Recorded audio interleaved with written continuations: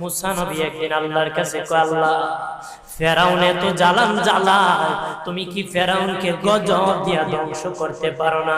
আমার আল্লাহ কয়, মুসা আমি ফেরাউনকে 4টা কারণে গজব দেই না। কয় কারণে?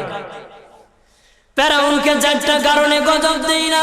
1 নম্বর কারণ হলো রে মুসা, সারাদিন ফেরাউন বলে আমি খোদা, আর রাত যখন হয়ে যায় জঙ্গলে যে করলাম আমি জানি তুমি খোদা, আমি খোদা না, কিন্তু আমারে মানুষ খোদা কইলে ভালো লাগে, খোদা কইলে ভালো লাগে। প্রভু তাই তুমি বিরক্ত হইয়া আমার উপর গজব দিও না। আল্লাহ বলে, মুসা রে ওই ফেরাউনের রাত্রি দুয়ার কারণে আমি আল্লাহ তার উপর গজব দেই না।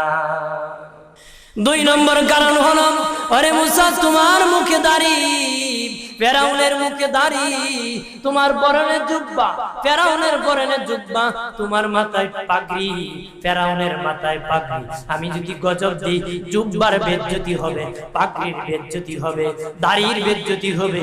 মুসা রে ওই জুব্বার পাগড়ির ইজ্জত রক্ষার কারণে আমি আল্লাহ ফেরাউনকে গজব দেই না।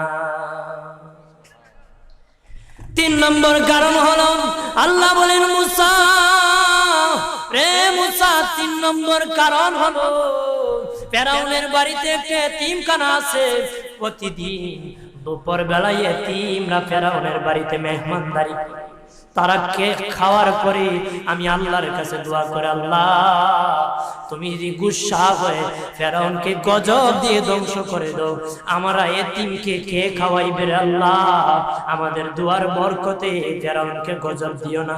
আল্লাহ বলে, মুসা রে এতিমের দুয়ার কারণে আমি আল্লাহ গজব দেই না।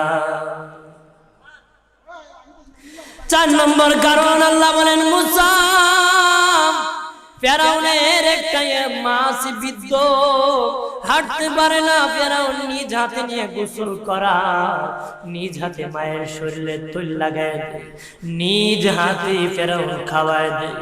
যখন খাওয়ানোর পরে মা বিছানার মধ্যে ঘুমায় যায়, ওই ফেরাউনের মা আমার কাছে 2টা হাত বাড়ায়, আল্লাহ আমার ফেরাউনকে যদি গজব দিয়ে ধ্বংস করে দাও, আমি মায়ের সেবা কে